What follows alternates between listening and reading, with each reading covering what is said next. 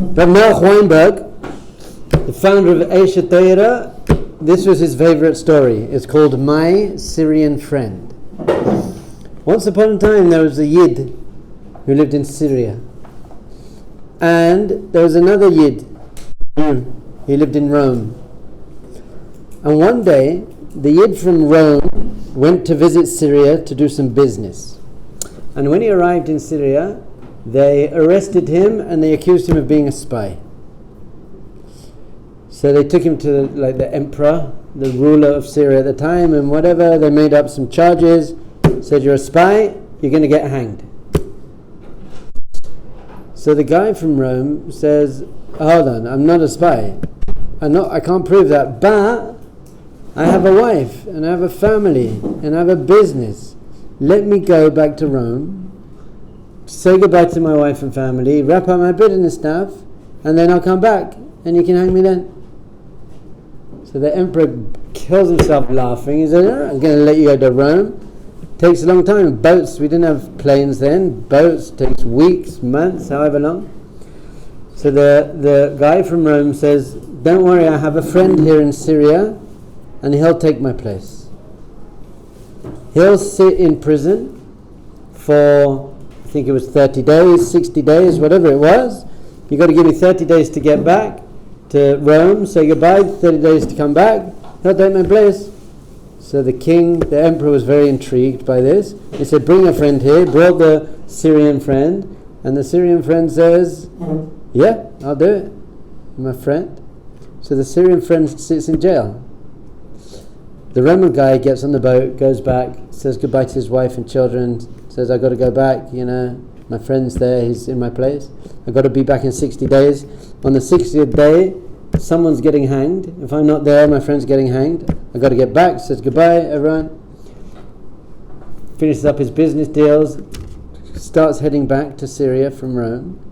And in those days they had sailboats, and if the wind didn't come, the wind didn't come. And it was basically last minute wind. They pull out the Syrian friend, they take him up in front of the whole town square, everyone's watching him, they put the noose around his neck. Suddenly, last minute, pushing through the crowd, the Roman guy comes back and says, stop, I'm back, it's me, I'm the spy, you hang me. And the Syrian guy said, no way, the deal was that if you didn't get back, me, I took your place. I'm your Arev. We have this idea in Judaism, Kol Yisrael Arevim Zeh Lezeh, which means all Jewish people are guarantors for each other. We're in it together. I was his guarantor. He didn't turn up. Out of your mind, I'm the spy. You hang me. Syrian guys, no, I'm in your place. You hang me. So these friends start arguing up there in front of everyone. They're like, no, hang me. He's like, no, hang me. So the executioner doesn't know exactly what to do and takes him to the king, and the king says, what's going on? And the king is intrigued by this. He's like, wow, this is amazing. You're both willing to die for each other. That's amazing. I've never seen friendship like this. I'll give you a deal. The deal is that both of you are going to go free as long as you make me the third friend. It says in the Torah, Ve'ahavta l'reacha kamocha. You should love your fellow as yourself. Ani Hashem. I am Hashem. So Hashem is basically saying, if you love each other, then I want to be with you. So at my father's funeral, last year, it's his yahrzeit on Sunday, next Sunday. So I went to a Reform shul growing up, and my parents were still members of the Reform shul, and he got buried in the Orthodox graveyard. And so the Reform rabbi, there's a male and a female one, I know them very well, said, is it okay if we be part of the Shiva? Can we run one of the nights of Shiva? And I said, what do you mean is it okay? You're as rabbis. You must come. Let's do this together. In fact, it will be exactly what my father would want. The most upsetting thing for my father, by the way, was Reform, Orthodox, arguing, conservative, you're not Jewish, you're a heathen, you're a fanatic, you're a freak. My dad hated that. And he always said, with Jews, let's love each other, let's work on what's the same.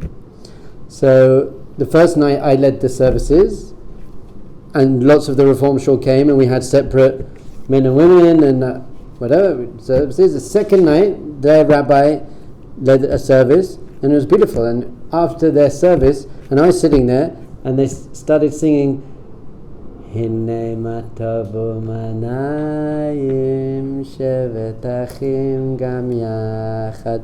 How good and sweet it is when brothers and sisters sit together, be together. And they were singing that, and then they said whatever else they wanted to say, and then I stood up, and it was the whole Reform shul there and me, and I said, I just want to share an idea with you. Hine matovu manayim means, behold, how good and beautiful and sweet it is, shevet achim, when siblings sit, gam yachad. Do you know what that means? And everyone said, together. And I said, no, actually in Hebrew, how do you say together in Hebrew? Beyachad. It should say, Hine matavu manayim, shevet achim beyachad. How good and sweet it is when siblings sit together. It doesn't say beyachad, it says gam yachad, also in oneness. So I said this idea. I said, sometimes we might be sitting in the same room, but if you're judging me and thinking I'm an Orthodox fanatic, and I'm judging you and I'm saying you're a Reformed this, then we might be in the same room, but we're not actually together. We're sitting together, but we're not together. So not only do we have to sit together, we have to be gam yachad, we've got to be together, and we're here together for my father. We all love my father, and my father loved us, and loved the Reform shul, and loved the Orthodox shul, and he loved everyone. And then I said, but not only that, gam yachad, also yachad. Yachad is yichud, which means unity, which is a name of God. So if the children are playing nicely together, then gam yachad, also God comes to sit with us. Very nice, let's be together. Very, very important idea. Cheshbon and Hanefesh, number 22. Cheshbon im nasho al hit'arvo im bnei adam. You have to consider your relationships with other people. And he says here, as it says, v'ahavta l'recha kamocha. You have to love other people. You have to love other people as yourself.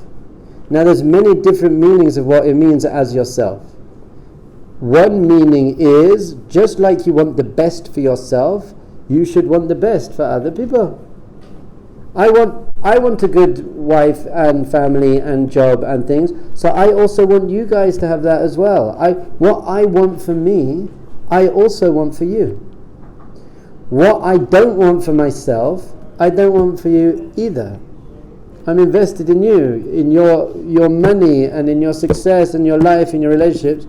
Now, this is really how you define friendship. How do you define a friend? A friend is someone who wants the best for you and takes action to invest in that, lives up to that, makes moves for that. A friend is not someone who pressures you to do stuff you don't want to do. Come on, we're all going, it's going to be fun. Everyone's snorting that. You can steal that. That's not called a friend. That's called an accomplice, maybe. That's called, I don't know what it is. It's not a friend. A friend is someone who says, I know you have an exam tomorrow, so I'm not going to go to the party tonight either. I'll come and help you study. Or I'm going to go to the party, but I'll send you some pizza. Or I'm going to go to the party, but at least I'm not going to press you and say, come on, the exam will be all right. Come to the party, you'll do all right. That's not a friend. Friend is someone who's completely invested in your well-being. That's what a friend is. Very important to understand this.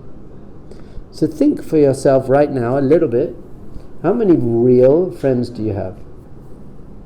People that you know they're going to be there for you. They're going to show up. I need you. I'm going to show up. People who would never roast you, put you down. That's very hard nowadays because people say, come on, we're the boys. We're just like chopping each other's whatever. I'm like roasting. That's how we do it. It's just a bit of banter. Your mama, your team, your girlfriend. And that's very, very hard nowadays because it seems like even when I was growing up, my really close friends, my brothers, who I also believe would probably be there for me, but we still just put each other down the whole time because that's how you relate when you're a kid. 18, your mama. Truth is, no one likes getting roasted. Even when you say, yeah, you got me, man, good one, it hurts. You're hurt. How do we know that? Because you want to think, how can I get them back? You're going to get a counter roast. Yeah, oh, well, your mama said that. When I came to yeshiva, I walked in here, not religious at all. People came up to me and said, oh, what's your mother's name? I was like, oh, no, here we go again. Yama. And they go, no, I want to pray for you. In yeshiva, we want to know your mother's name, but not because we're going to diss your mama. It's because we want to pray for you. Because we want to pray for your mama. Friendship is very, very important. It's one of the most important things in life. They've done surveys of factors that create happiness. So we know the main factor that creates happiness is your own attitude to life, your own perspective on life. But when it comes to the external world, the people who are around, your friends, if you've got a really good, solid group of friends, that's very, very good for your mental and emotional well-being. Research shows that people would rather have a job they hate with people that they love than a job they love with people that they hate. Your environment is very, very, very, very powerful.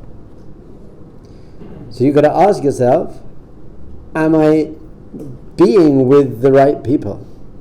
How many people do I have? Now, do you want to know an even more important question?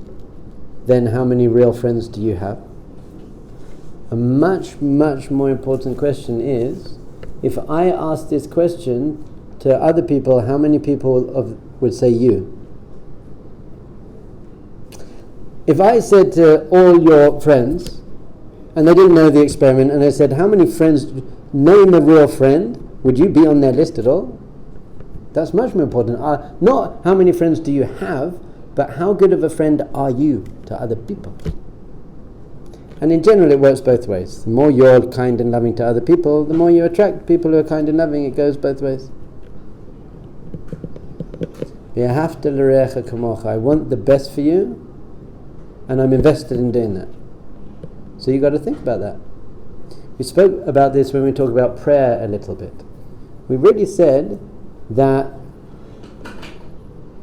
90% of your prayer shouldn't actually be for yourself. Don't sit there praying for yourself all day. You should really pray for other people, really, really, really care for other people, really want the best for other people.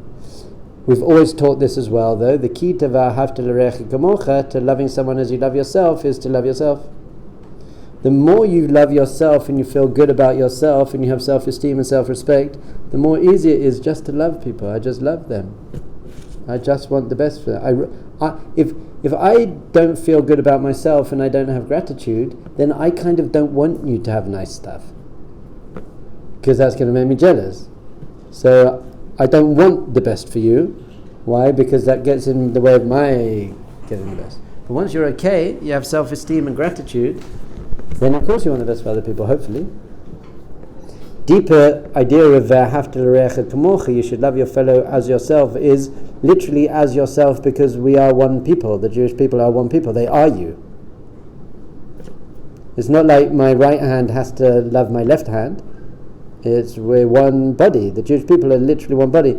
On spiritual, mystical, Kabbalistic level, the fourth level of your soul, called Chaya, we have the same soul. We have the same root soul, every Jew.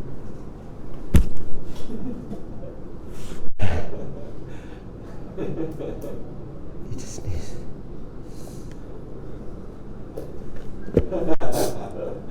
Why is that funny? Funny facial expression. I just need to sneeze. Baruch Hashem. When you saw that I needed to sneeze, who here threw up a little prayer? Please Hashem, help Dov Ber sneeze. Did you I know what it would feel like to be teaching a class, and in the middle of the class, especially if it's being recorded, you need to sneeze. And you were like, oh no, please Hashem, please let him sneeze, help him. Who did that?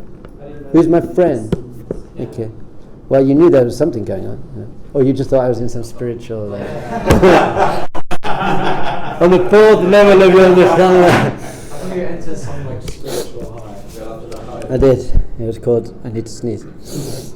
By the way, when you see something unfortunate happening to someone, is your immediate reaction a bit of a like, that guy just bought his groceries and his olive oil fell out, smashed everywhere, and you're like, oh no man, or are you like, oh no, I know what I'd feel like if that happened to me. Do you have a little bit of glee when you see someone else's pain? It's a high level not to, but in general, you're like, look at that, he missed the bus. Look, he was running for the bus and he missed the bus. Oh, he looked a bit stupid running and he didn't even get it, so now he feels even more stupid. Or are you like, oh no, if he was running for the bus, that means that he needed to get that bus. It was very important and he didn't, so he's got an issue now, he won't get to work, and that hurts me, I'm upset, I'm going to pray for him. It's a very sensitive, deep thing. In general, we stop to look at car crashes. We stop to look at people arguing. We stop to look at someone passed out in their bloody vomit. Well, we probably don't, but whatever. You get the idea. We kind of are interested in other people's pain, not because we care about them, but because it makes us feel a bit good about ourselves. Very, very sad. Cheshbon and Hanefesh 22 is asking yourself, do I have the right friends, and am I a right friend? Am I that guy? Do I enjoy other people's suffering, or do I celebrate other people's joy as well? That's also not easy. He got a job. I wanted a job. He got a job. Can I really celebrate for someone else? Hard. Because you get jealous, envious. Once you have emunah, by the way, he has what he has, you have what you have. Like, it doesn't get in the way. He got engaged and you didn't. Him getting engaged isn't messing up you getting engaged. He got what he needed, you got what you needed. And you're like, yeah, you got engaged. Hopefully she turns out to be horrible. You don't want to be that person. It's rotten. There's a rottenness inside you. And it's called, you're just lacking achdut. You're lacking unity, you're lacking love, and it's not your fault because you have your own issues and you got bullied as a kid or whatever. You have your stuff. But Cheshbon and Hanefesh 22 is get over your stuff and be a friend. And really, really be invested in a bigger cause. This is what the Jewish people are, by the way. Are you invested? Oh, he gives a good example here. Think of a group of people who set out for a distant land on a difficult road. They will have to camp at many stations along the way, and they have with them many beasts loaded with heavy burdens. The people are few in number, and each has many animals and lots of burdens.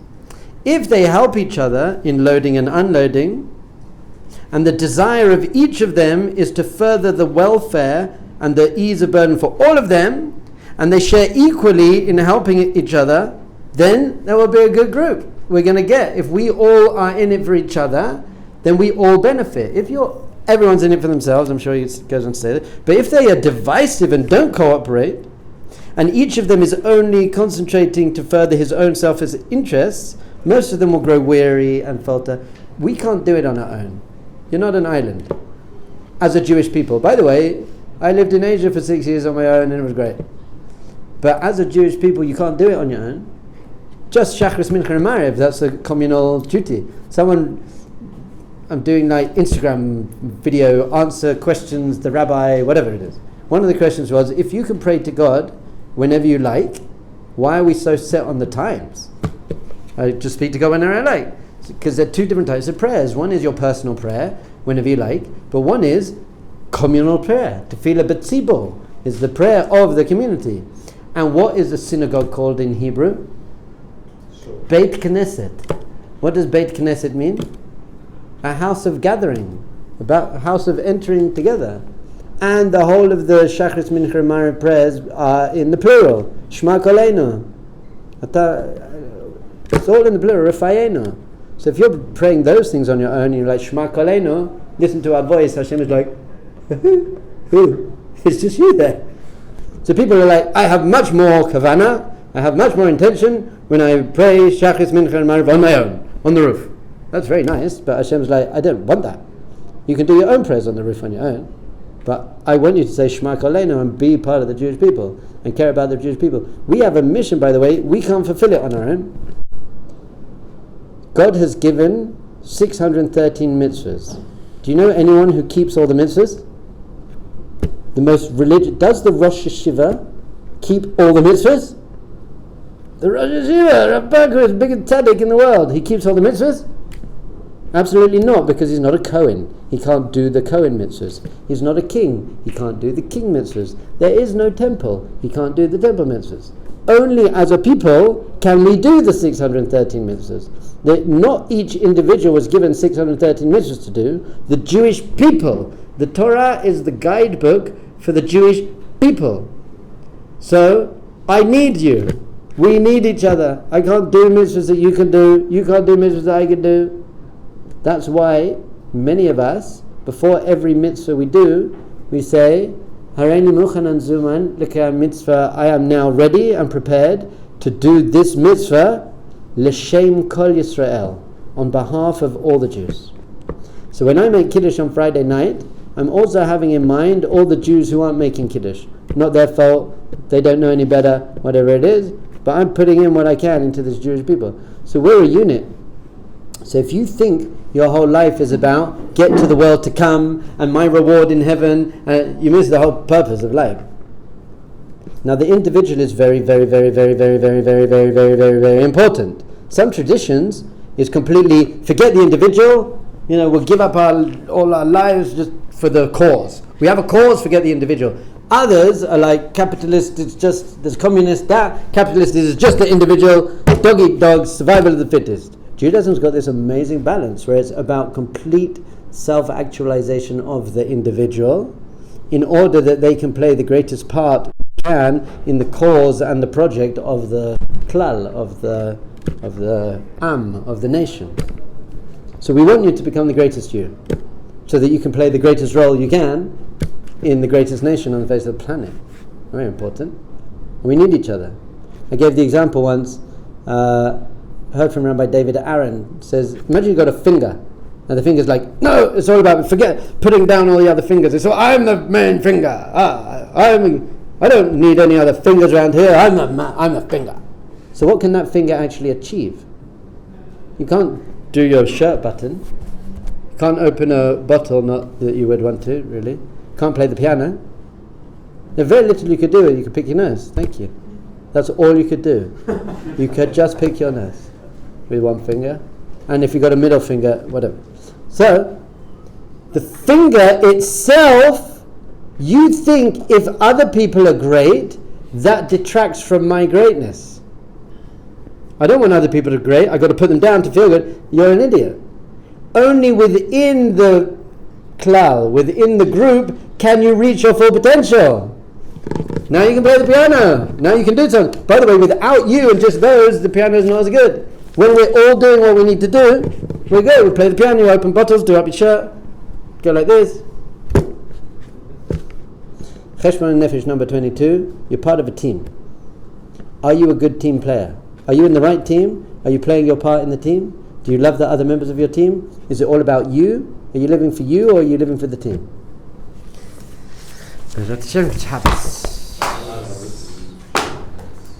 Questions?